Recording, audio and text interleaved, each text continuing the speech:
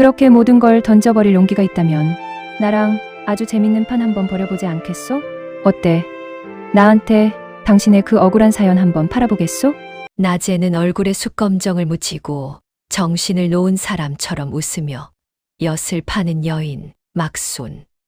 하지만 밤이 되면 그녀는 억울한 여인들의 사연을 듣고 나쁜 놈들의 뼛속까지 털어먹는 조선 제1의 이혼 설계사로 변신합니다.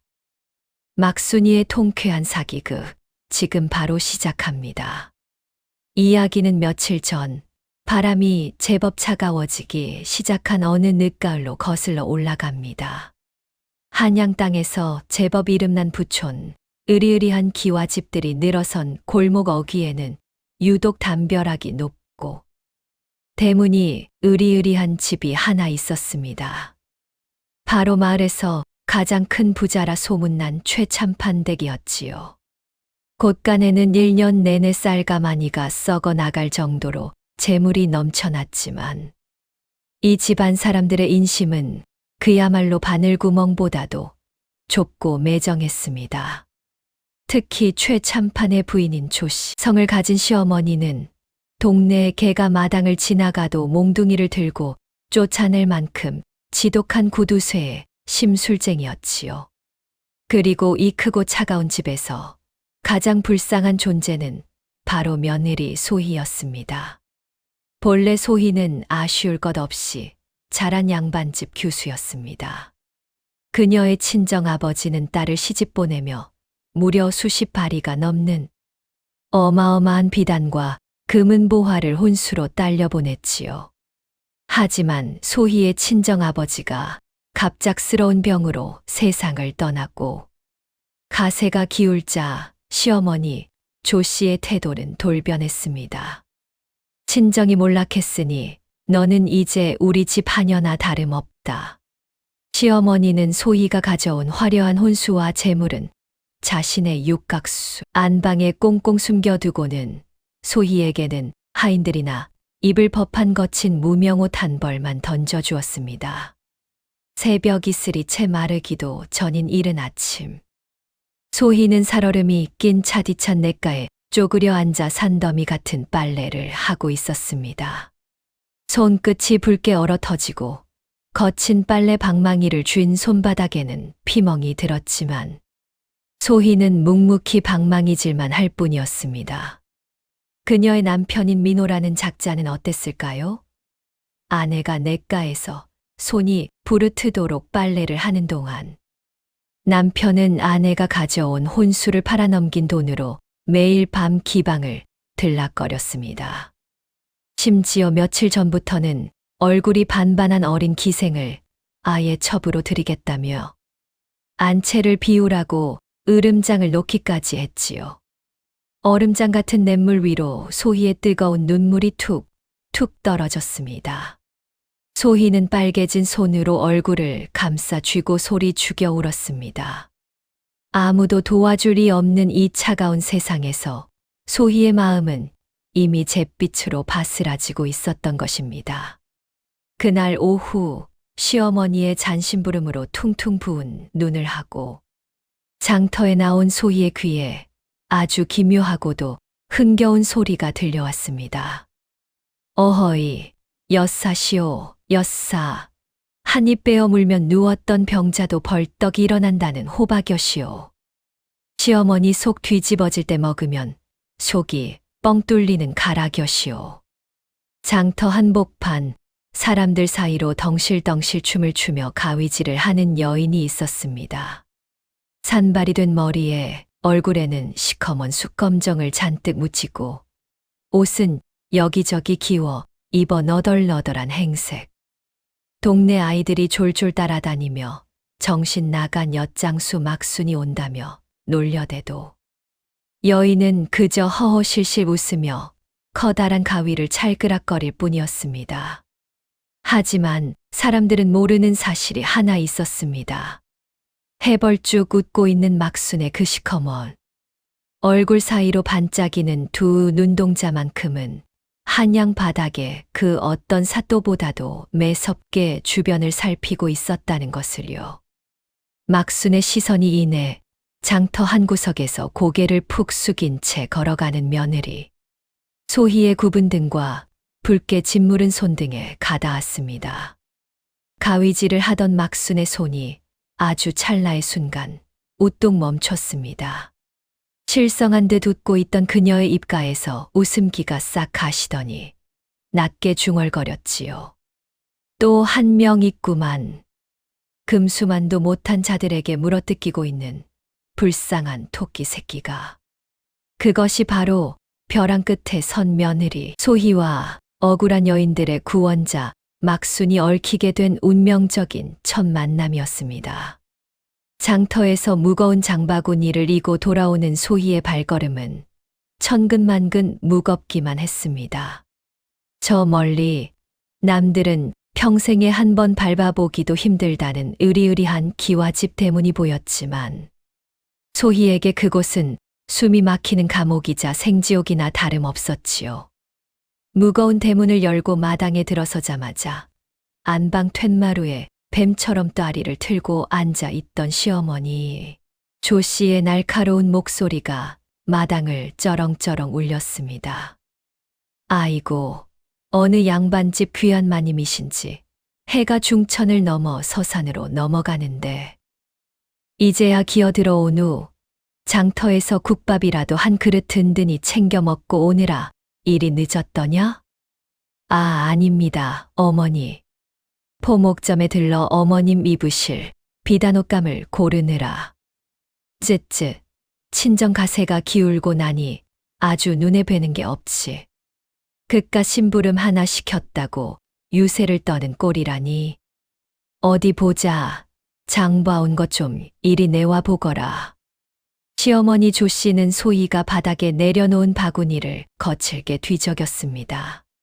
싱싱한 고등어 2마리와 뽀얀 두부, 그리고 값비싼 비단 한 필이 들어 있었지요. 조 씨는 비단을 만지작거리며 입꼬리를 실룩이더니 대뜸 고등어를 집어들어 바닥에 내동댕이 쳤습니다. 이 몹쓸 것사. 내 아들 민호가 입맛이 까다로워 큰 생선은 비리다 안 먹는 것을 아직도 모른단 말이냐? 친정에서 그리 덜 떨어지게 배웠으니 가문이 그 모양이지. 당장 도로 가져가 물러오지 못할까. 소희의 가슴에 비수가 꽂혔습니다.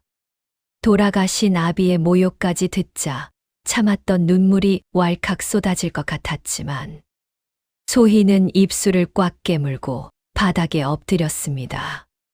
죄송합니다. 제가 다시 다녀오겠습니다.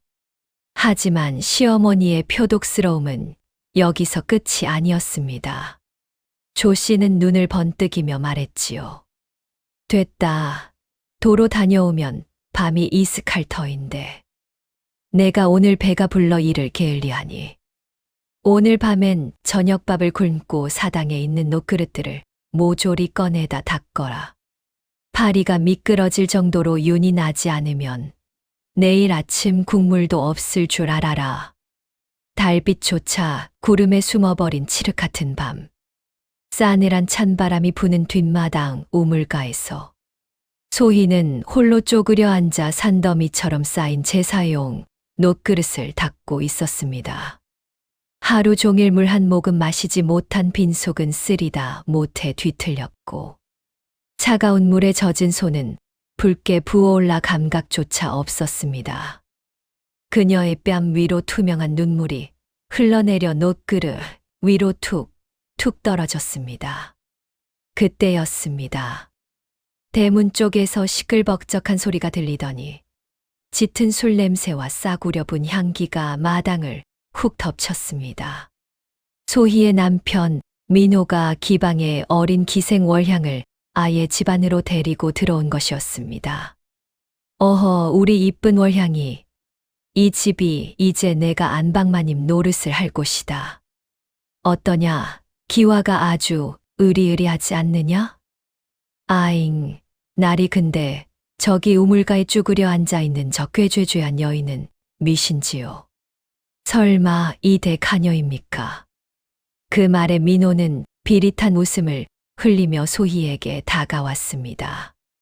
남편의 그림자가 우물가를 덮치자 소희는 덜덜 떨리는 손으로 녹그릇을 쥔 채 천천히 고개를 들었습니다.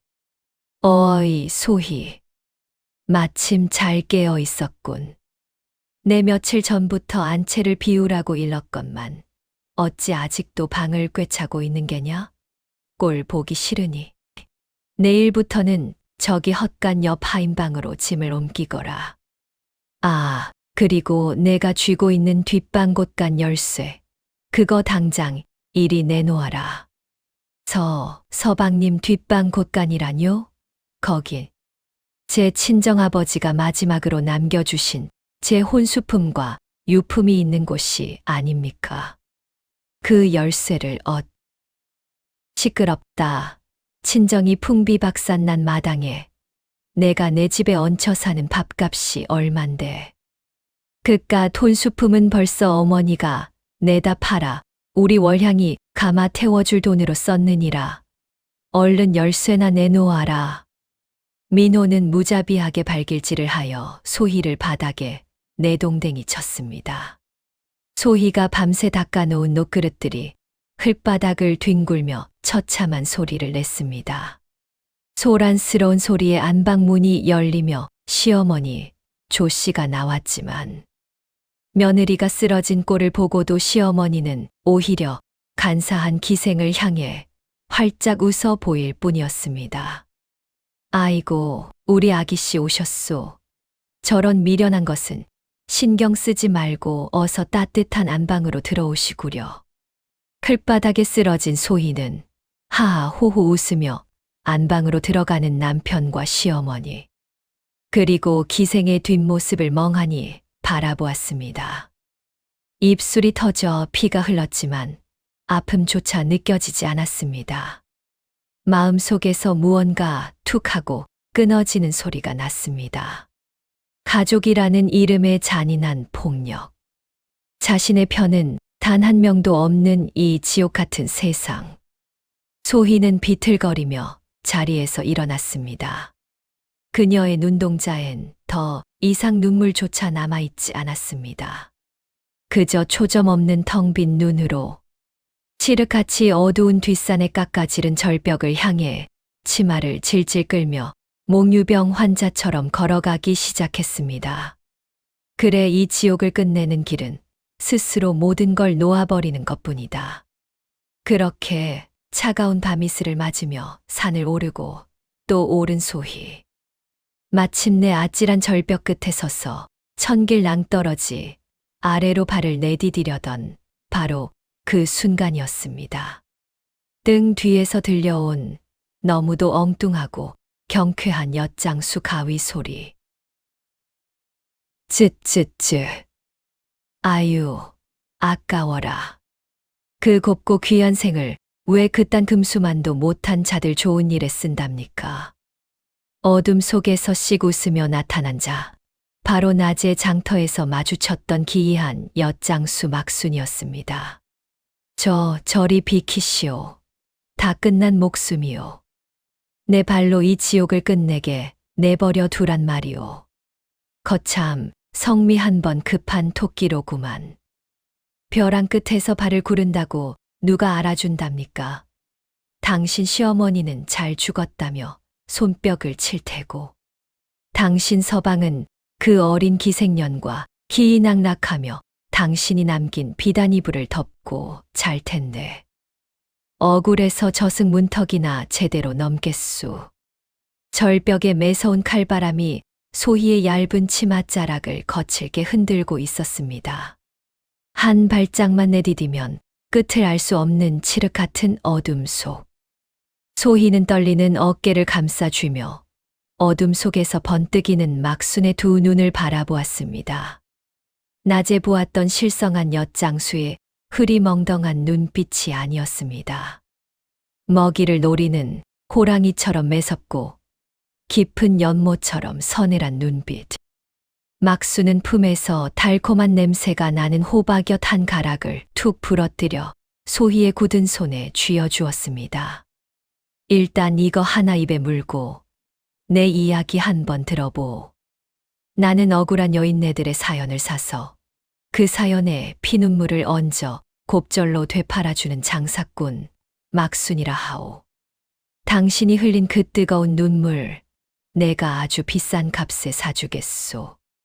그 잘난 시어머니는 땅바닥을 기며 당신 발등에 입을 맞추게 하고 그 몹쓸 서방놈은 속옷 한 장 건지지 못하고 한겨울 길바닥에 나앉게 만들어 줄 테니 나랑 아주 재밌는 판 한번 벌여보지 않겠소. 얼어붙은 입안에서 호박엿이 달콤하게 녹아내렸습니다. 그 단맛이 핏기를 잃었던 소희의 이성에 작은 불씨를 지폈습니다. 죽음을 결심했던 눈동자에 생전 처음으로 뜨거운 도끼가 서서히 피어오르기 시작했지요. 소희는 주먹을 꽉 쥐며 고개를 끄덕였습니다. 그것이 바로 조선 팔도를 뒤흔들 가장 은밀하고도 기상천외한 복수극의 서막이었습니다.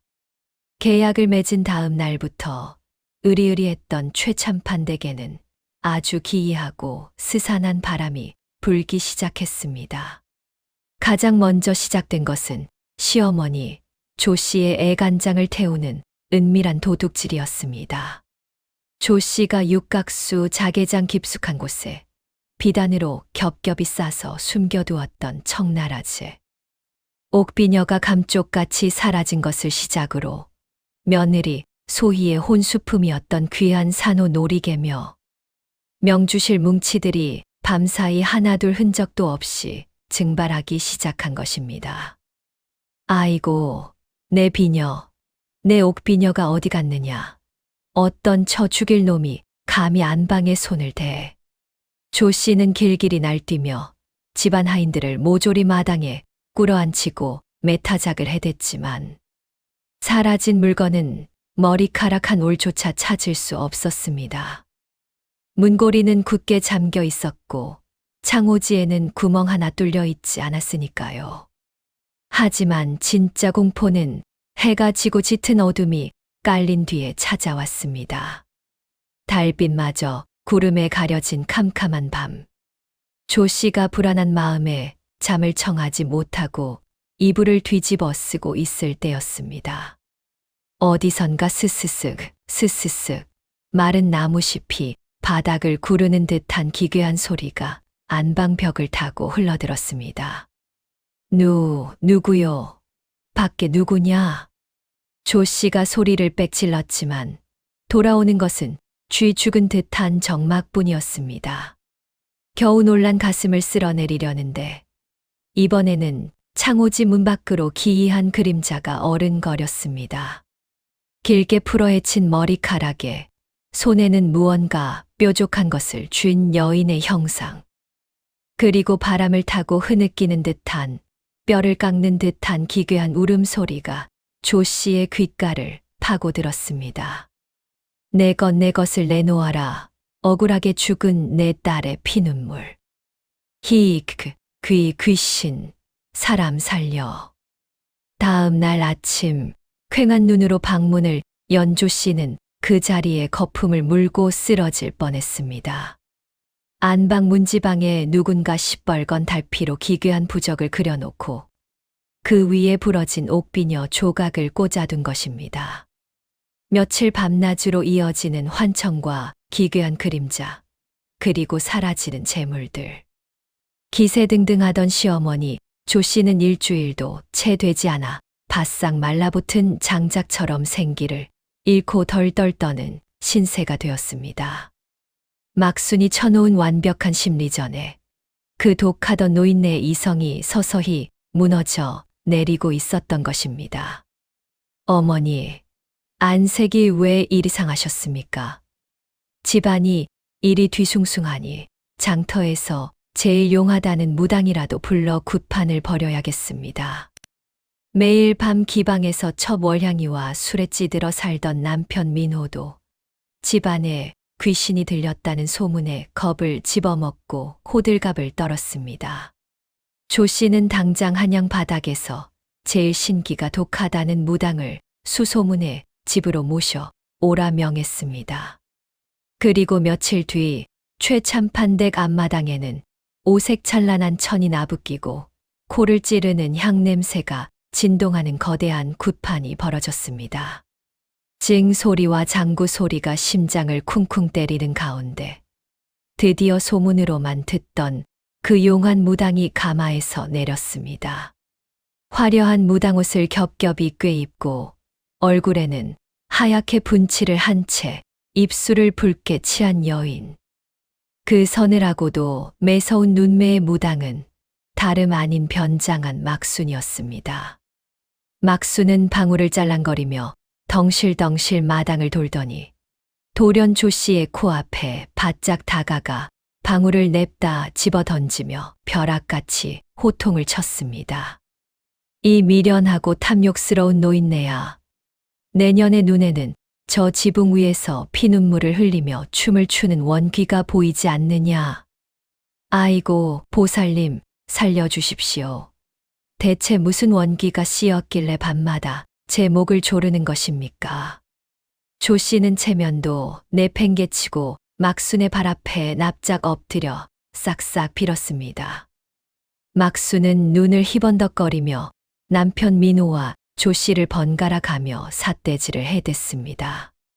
네 이놈들, 남의 집 귀한 딸을 데려와 종년 부리듯 부려먹고 그 아비가 남긴 재물은 다 빼돌려 기생년 치마폭에 쏟아부어 억울하게 죽은 며느리. 친정아비의 원혼이 녹그릇에 붙어 이 집구석을 피바다로 만들려 하고 있다. 그 원혼이 밤마다 내년의 빈혈을 부러뜨리고 곳간을 갉아먹는 것을 정녕 모르더냐. 조 씨와 민호의 얼굴이 하얗게 질렸습니다. 그들이 남몰래 며느리의 혼수를 팔아치우고 첩을 들인 사실을 저 무당이 어찌 이리 꿰뚫어 본단 말입니까? 살려주십시오, 보살님. 돈은 얼마든지 드리겠습니다. 제발 그 원혼 좀 쫓아내 주십시오. 막수는 코웃음을 치며 서슬퍼런 작두 위로 성큼성큼 올라섰습니다. 그리고는 쩌렁쩌렁한 목소리로 최참판댁 마당에 선고를 내렸습니다. 돈, 더러운 탐욕으로 얼룩진 돈 100냥이 무슨 소용이냐. 원기를 달래는 방법은 단 하나뿐이다. 당장 며느리의 혼수품과 재산을 한 푼도 빠짐없이 돌려주고 며느리에게 이 집을 떠날 수 있도록 수결이 찍힌 이혼 증서를 써주거라. 만약 내일 해가 뜰 때까지 며느리를 자유롭게 풀어주지 않는다면 내일 밤 이 집안 사람들은 모두 검은 피를 토하며 온몸이 찢겨나갈 것이다. 바람이 휘몰아치며 마당에 꽂혀 있던 깃발들이 기괴한 소리를 내며 찢어졌습니다. 막순의 그 무시무시한 저주에 악독했던 시어머니와 파렴치한 남편은 사시나무 떨듯 바닥에 바짝 엎드려 살려달라는 말만 앵무새처럼 되풀이할 뿐이었습니다. 마당 한 구석 그림자 속에 숨어 그 모든 광경을 지켜보던 소희의 입가에 처음으로 서늘하고도 통쾌한 미소가 번지고 있었습니다. 무당이 한바탕 회오리바람처럼 휩쓸고 지나간 앞마당에는 밤이 이슥하도록 독하고 매캐한 향냄새가 끈적하게 늘어붙어 흩어질 줄을 몰랐습니다. 무시무시한 핏빛 저주에 혼비백산하여 차가운 흙바닥에 납작 엎드려 있던 시어머니 조 씨와 남편 민호는 사방이 죽은 듯 고요해지고 풀벌레 우는 소리만이 희미하게 들려오자 그제야 슬그머니 고개를 쳐들었습니다. 하지만 이 짐승만도 못한 자들의 뼛속 깊이 박혀있는 추악한 탐욕은 원기를 향한 얄팍한 공포심마저 가뿐히 뛰어넘을 만큼 지독하고도 끈질긴 것이었습니다. 쥐새끼처럼 숨죽여 안방으로 기어들어간 모자는 금방이라도 꺼질 듯 위태롭게 흔들리는 등잔불 하나만을 덩그러니 켜둔 채 머리를 맞대고 마치 독을 품은 뱀이 또아리를 틀듯 쉭쉭거리는 기괴한 소리로 미러를 속삭이기 시작했습니다. 어머니 정녕 그 어마어마한 비단 무더기와 번쩍이는 금부치들을 그 천거색에 고스란히 다 돌려주실 작정이십니까? 그 돈이면 이 한양 바닥에서 제일 가는 고래등 같은 기와집을 세 채는 더 거뜬히 사드리고도 남을 큰 돈이 아닙니까? 오냐, 이 어미 눈에 흙이 들어가기 전에는 단 한 푼, 아니 먼지 한 톨도 그년에게 내어줄 수 없지. 원기가 노하여 우리 목을 조르려 하는 것이라면 그 원흉인 며느리년이 이 집구석에서 쥐도 새도 모르게 영영 사라져 버리면 그만 아니더냐. 가만히 듣거라. 내일 밤 인적조차 드문 칠흑 같은 포구에서 사람들을 말 못하는 짐짝처럼 씻고 머나먼 낯선 섬마을로 몰래 떠나는 어둠의 상단이 온다 하였다. 그놈들에게 두둑하게 삭슬 쥐어주고 그년을 영영 살아서는 돌아오지 못할 끔찍한 곳으로 영원히 치워버리자꾸나. 내 놈이 써준 이혼 증서는 그 상단 놈들 손에 쥐어주어 받아 너머 멀리 날려보내면 제 아무리 독한 귀신이라 한들 감쪽같이 속아 넘어갈 터이니 말이다. 참으로 금수만도 못한, 아니 짐승조차 혀를 내두를 만큼 끔찍하고도 소름 끼치는 흉계였습니다. 며느리가 피눈물로 지켜온 재산은 자신들의 탐욕스러운 아가리 속으로 온전히 삼켜버리고 정작 며느리는 빛 한 줌 들지 않는 축축하고 썩은 배 밑바닥에 실어 이름 모를 섬으로 영원히 유배를 보내버리겠다는 악독한 수작이었지요. 하지만 그들이 미처 알지 못한 것이 하나 있었습니다. 그들의 그 얄팍하고도 잔인한 꼼수를 지붕 위에서 마치 밤의 그림자에 완전히 녹아든 고양이처럼 소리 없이 엎드려 숨죽여 듣고 있던 자가 있었으니 바로 어둠 그 자체에 동화된 기이한 엿장수 막순이었습니다. 밤하늘을 올려다보는 막순의 입가에 별일대로 벼려진 차가운 비웃음이 서늘하게 번져갔습니다. 쯔쯔, 사람 고쳐 쓰는 거 아니라더니 옛말 틀린 거 하나 없구만. 제 발로 타오르는 지옥불 구덩이 속으로 뛰어들겠다며 저리도 안달을 치니 내 기꺼이 그 뜨거운 문을 활짝 열어주지. 다음 날 한낮 막수는 이 숨막히는 복수극의 대미를 장식할 또 한 번의 기막힌 판을 짜기 위해 안채를 뻔뻔하게 꿰차고 앉아 호사를 누리던 기생 월향을 은밀히 찾아갔습니다. 이번에는 얼굴에 커다란 점을 하나 콕 찍고 값비싼 비단과 진귀한 장신구들을 이고 다니며 파는 능청스러운 박물장수로 감쪽같이 변장을 한 채였지요. 막수는 영롱하게 빛나는 화려한 산호 놀이개 하나를 월향의 탐욕스러운 눈앞에 살랑살랑 흔들어대며 마치 사람의 마음을 홀리는 독사처럼 달콤하고도 은밀하게 귓가에 속삭였습니다. 아이고, 참으로 곱기도 하신 아기씨. 이댁 서방님께서 우리 예쁜 아기씨를 번듯한 안방마님으로 앉혀주신다더니 실상은 속이 텅텅 빈 빈껍데기만 쥐어주셨나 봅니다 그려. 이 동네 지나가는 개미 새끼들도 다 아는 사실을 정녕 아기씨만 여태 모르고 계셨단 말씀이십니까? 그게 대체 무슨 귀신씨 나라 까먹는 소리요. 속이 텅텅 빈 빈껍데기라니. 그게 무슨 뜻이냔 말이오. 쯧쯧 불쌍하기도 하시지. 그 영악하기 짝이 없는 늙은 시어머니와 입에 발린 소리만 늘어놓는 서방님이 진짜로 감나가는 묵직한 금괴와 노른자위 땅 문서들은 죄다 저기 저 뒷마당 퀴퀴한 낡은 헛간 바닥 밑에 꽁꽁 숨겨두고서 아기씨에게는 그저 먼지 묻은 동전 몇 입 쥐어주며 마치 제살이라도 베어주는 양 커다란 인심을 쓰는 척 기만을 하는 것이지요. 당장 오늘 밤 그 두 사람이 그 어마어마한 재물들을 몽땅 수레에 산더미처럼 싣고서 아기씨만 쏙 빼놓은 채 야반도주를 할 참이라는 소문이 이 한양 바닥에 파다하게 퍼졌습니다요. 그 달콤하고도 치명적인 거짓말을 전해 들은 월향의 두 눈동자가 억눌려 있던 탐욕으로 이내 무섭게 번뜩이기 시작했습니다. 평생을 기방에서 남의 비위나 맞추고 술시중이나 들며 찌들어 살 뻔하다가 천신만고 끝에 굴러들어 온 이 거대한 횡재를 이대로 눈앞에서 허망하게 놓칠 수는 없는 노릇이었지요.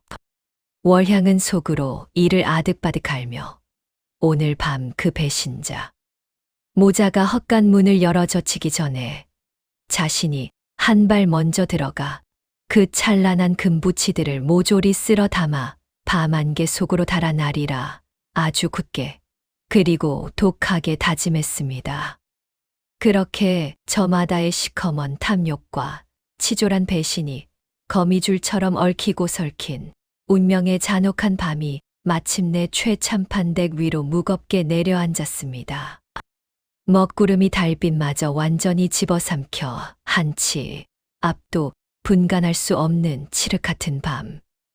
뼈가 시리도록 서늘한 밤바람만이 스산하게 감도는 뒷마당에 두 개의 시커먼 그림자가 쥐새끼처럼 숨죽여 움직이고 있었습니다. 바로 악독한 시어머니 조 씨와 파렴치한 남편 민호였습니다. 그들은 가녀린 소희의 몸을 꽁꽁 묶어 상단에 넘길 거친 밧줄과 비명조차 지르지 못하게 입을 틀어막을 더러운 재갈을 손에 꽉 쥔 채 소희가 추위에 떨며 잠들어 있을 그 낡고 허름한 헛간을 향해 조심조심 그리고 은밀하게 발걸음을 옮겼습니다. 민호야, 어서 문을 열거라. 쥐도 새도 모르게 단 한 번의 비명조차 새어나오지 않게 단숨에 덮쳐서 제압해야만 한다. 어머니의 속삭임에 민호가 마른 침을 꿀꺽 삼키며 듣기 싫은 소리를 내며 삐걱거리는 헛간 문을 확 열어 젖힌 바로 그 찰나의 순간이었습니다.